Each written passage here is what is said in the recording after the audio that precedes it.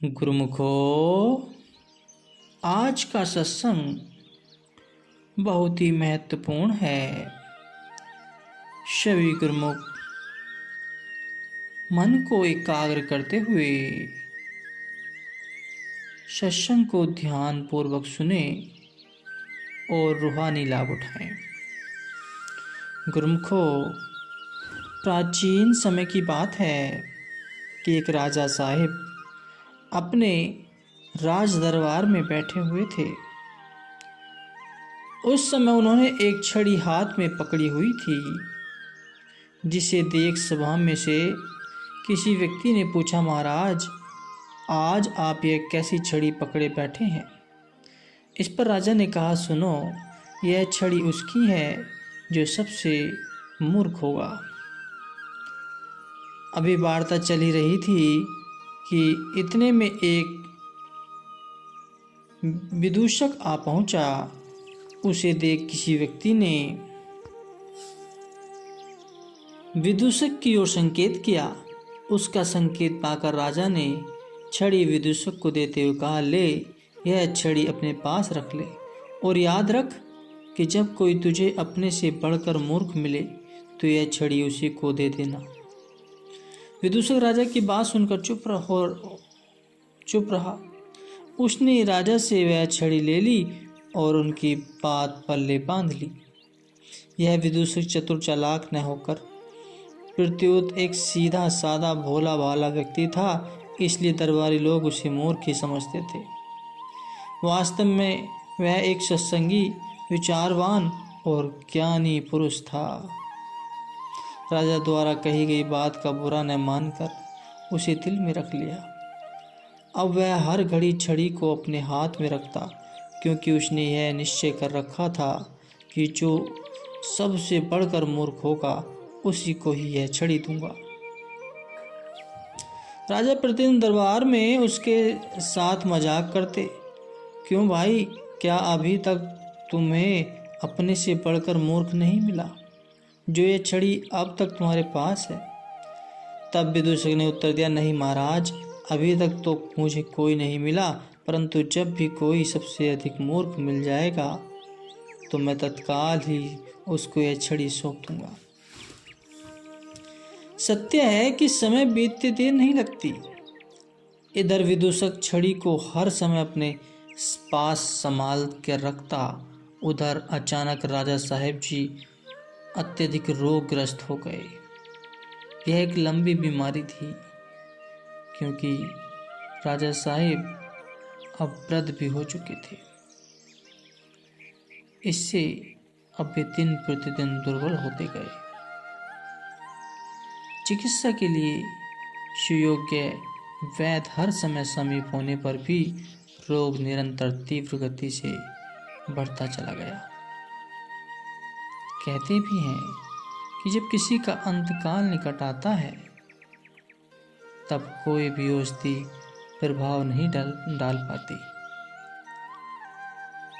अस्तु राजा साहिब जी अब मृत्यु शैया पर पड़े थे, क्योंकि राजा साहिब की शारीरिक अवस्था उत्तरोत्तर शोचनीय रूप धारण कर गई।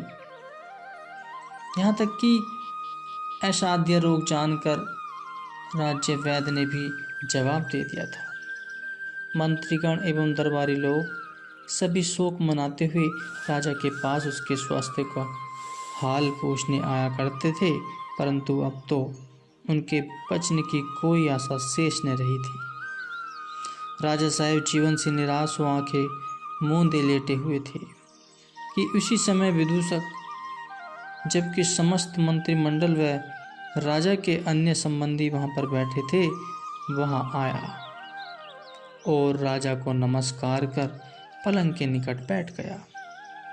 राजा द्वारा दी गई छड़ी अब भी उसके हाथ में थमी हुई थी। आहट पाकर राजा ने आंखें खोली। उस समय सादर खड़े होकर विदूषक ने राजा साहिब की तबीयत का हाल पूछा। उत्तर में राजा जी बोले, क्या पूछते हो भाई, अब अंतिम बार भी मिल लो क्योंकि मैं यहाँ से विदा होने वाला हूँ। विदूषक बोला आश्चर्यचकित हो, क्यों महाराज, कहाँ की तैयारी है? राजा, हाँ भाई, अब मैं यहाँ से कूच करने वाला हूँ। विदूषक बोले, महाराज, पहले जब आप यात्रा पर जाते थे तो कई दिन पहले की ही हर तरफ समाचार दिया जाता था और जाने की तैयारियां हुआ करती थी। तो राजा बोला जल्लाते हुए, अरे भाई, तुम्हारी समझ में जो यह बात न आए तो मैं क्या कहूँ। अब जिस यात्रा पर मैंने जाना है उसमें किसी को समाचार देने का अवकाश तक नहीं मिल पाता। अपितु एकदम ही चल देना पड़ता है। विदूषक बोला, अच्छा महाराज, तनक ही है तो बताने की कृपा करें कि आखिर कितनी दूर किस देश में आपने जाना है। राजा बोला बेबस होकर, भाई, यह भी नहीं पता कि मैंने कहाँ जाना है, और यह इतनी लंबी यात्रा है कि जिसका अनुमान लगाना ही दुष्कार कठिन है। तो विदूषक बोला, तब महाराज, इस यात्रा के लिए तो फिर आपने सवारी आदि का प्रबंध कर लिया होगा। राजा बोला, नहीं भाई, इस यात्रा में किसी प्रकार की भी कोई सवारी नहीं जा सकती। विदूषक ने कहा, क्यों महाराज, आखिर इस रास्ते में से सवारी क्यों नहीं जा सकती? राजा ने कहा, भाई साहब, यह तो परलोक का सफर है, इसमें सवारी का क्या काम? हाँ, जिस लोग ने मालिक का भजन कर सत्यतापूर्वक जीवन व्यतीत किया है उनके लिए सवारी का प्रबंध होता है। वे लोग देवलोक से आए हुए विमानों पर जाते हैं, लेकिन मुझे तो इसकी आशा ही नहीं है, उम्मीद ही नहीं है। विदूषक बोला, महाराज, यह तो बड़े आश्चर्य की बात है। अच्छा, यह तो बताइए कि आपके साथ जाएंगे कौन कौन? राजा ने कहा निश्वास छोड़ते हुए, परलोक की यात्रा में कोई भी साथ नहीं जा सकता, अकेले ही जाना पड़ता है। फिर विदूषक बोला, क्यों कर आपके कुटुंब, मित्र, संबंधी, मंत्री आदि क्या सभी यहीं रह जाएंगे? राजा बोला, हाँ भाई, इसमें से कोई भी मेरे साथ नहीं जा सकता। विदूषक, अच्छा महाराज, यात्रा खर्च के लिए आप क्या ले जाएंगे? यह धन माल, इतना बड़ा राज्य है, लाखों की संख्या में सेना, क्या इसमें से कुछ भी साथ नहीं जाएगा? राजा ने कहा, नहीं, ये सब यहीं के यहीं धरे रह जाएंगे, इन सब में से कुछ भी साथ नहीं जाएगा। विदूषक, तो महाराज, सफर खर्च के बिना कैसे निर्वाह होगा? क्या जहाँ पर आप जा रहे हैं वहाँ आपके स्वागत सत्कार का कुछ प्रबंध होगा? राजा ने कहा, नहीं। विदूषक बोला, आप इतने बड़े राजा हैं, फिर आपका अभिनंदन वहाँ क्यों नहीं होगा? राजा ने कहा, अरे भाई, अभिनंदन तो वहाँ उन लोगों का होता है जिन्होंने मालिक का भजन किया हो। मेरे जैसों का स्वागत करने वाला वहाँ कौन है? विदूषक ने कहा, अच्छा महाराज, एक बात और पूछूं, वहाँ जाकर आप रहेंगे कहाँ पर? आपके रहने के लिए कोई महल भी बनाया गया है अथवा नहीं? राजा गुस्साते हुए बोला, मैंने पहले ही कहा है ना कि वहाँ स्वागत सत्कार तथा ठौर ठिकाना उनके लिए है जो मालिक का भजन करते हैं। मेरे जैसे मायासक्त प्राणियों को एवं पापियों को तो वहाँ धक्के ही खाने पड़ेंगे। विदूषक, यह तो बड़े आश्चर्य की बात है कि आप जैसे महाराज परलोक में जाएं और वहाँ भी आपके स्वागत का कोई प्रबंध न हो, यहाँ से भी इतने बड़े राज ऐश्वर्य में से कोई प्रबंध न हो। मित्र कुटुंब आदि में से भी कुछ साथ न जा सके, वहाँ भी रहने के लिए आपको कोई स्थान प्राप्त न हो, क्या इसका कोई प्रबंध नहीं हो सकता? राजा ने कहा, हो क्यों नहीं सकता, पर क्या कहूँ? विदूषक, अच्छा तो फिर महाराज क्षमा करना, आप यह अपनी दी हुई छड़ी मुझसे वापस ले लीजिए। राजा बोले, यह क्यों? विदूषक ने कहा, मेरे विचार में आप ही इसके योग्य हैं, तथा आप स्वयं ही कह रहे हैं, इस बात को जानते हुए भी आपने अमूल्य समय का लाभ क्यों नहीं उठाया? जबकि मालिक ने आपको इतनी दया करके यह मनुष्य जन्म का अनमोल रत्न दिया था। राज्य, मान, बड़ाई, धन, पदार्थी, किसी बात की कोई कमी नहीं थी।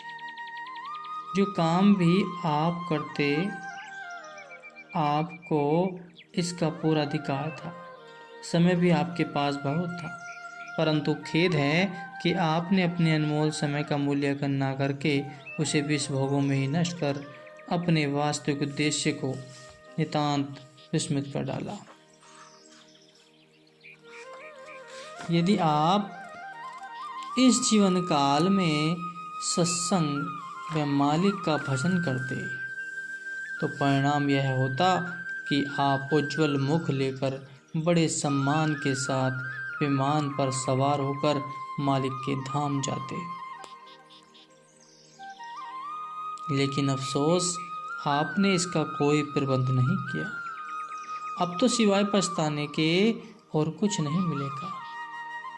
अब आप ही बताइए महाराज, भला इससे बढ़कर मूर्खता और क्या होगी कि अवसर हाथ में रहते हुए भी आपने परलोक को न संवारा। राजा ने कहा, अफसोस करते हुए, यही तो मुझसे बड़ी भारी मूर्खता हुई है। अंत में विदूषक राजा को छड़ी सौंप चलता बना। राजा के दुख का कोई पारावार न था। इसी दुख में राजा के प्राण पखेरु उड़ गए। प्रमुखो, राजा के कथनानुसार ज्ञानवान विदूषक ने किसी प्रकार का बुरा न मानकर छड़ी ले ली। यद्यपि वह मूर्ख शब्द का अर्थ समझता था,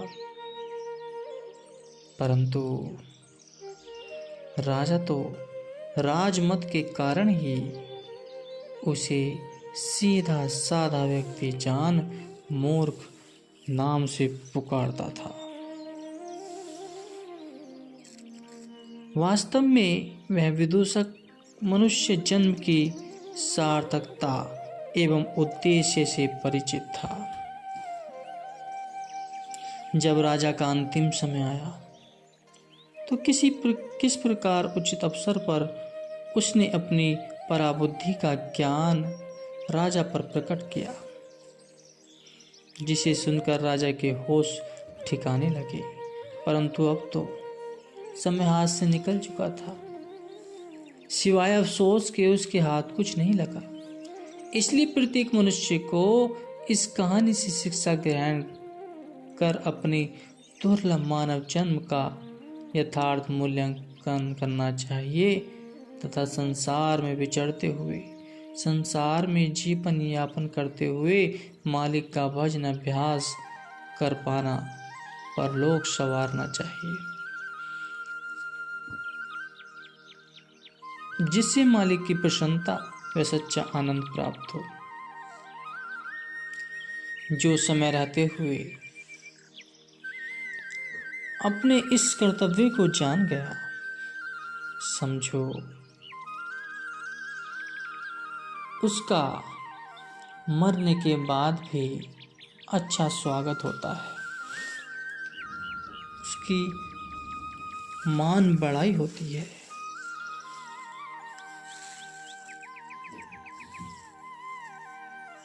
और जिसने लोभ लालच में अपना जीवन व्यतीत किया, उसका सारा जीवन बेकार चला गया। जो अपने मौज मस्ती में और माया में लुप्त होकर जीवन को व्यतीत करते हैं, उन्हें अंत काल में बहुत दुख झेलने पड़ते हैं, बहुत दुखों की प्राप्ति होती है। उसके लिए परलोक में कोई जगह नहीं होती, उसका किसी प्रकार का कोई सम्मान नहीं होता। जो समय रहते हुए पूर्ण संत महापुरुषों की शरण में चले जाते हैं और उनके वचनों पर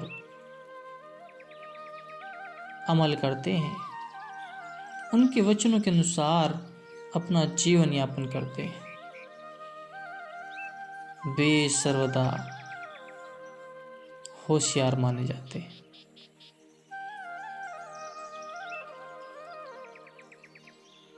संत महापुरुष मनुष्य को सही मार्ग दिखाते हैं। वे भटके हुए मनुष्य को सही मार्ग दिखाकर परलोक में भी उसके हर एक कर्म को संवारते हैं।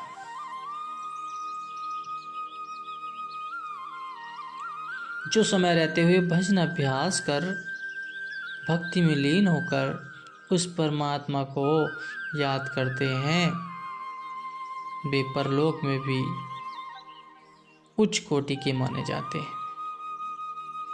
उनकी मान बढ़ाई होती है, उनकी परलोक में भी इज्जत होती है।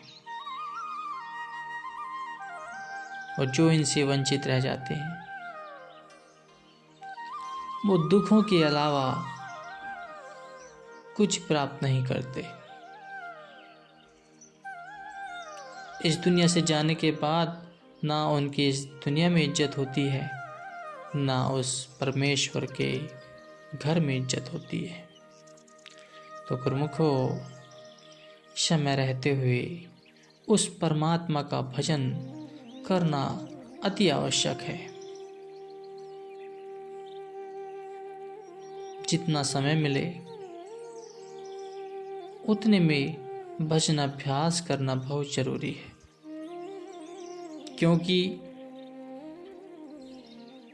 ये हमें परलोक में भी काम आएगा और समस्त यातनाओं से छुटकारा मिल जाएगा गुरुमुखो।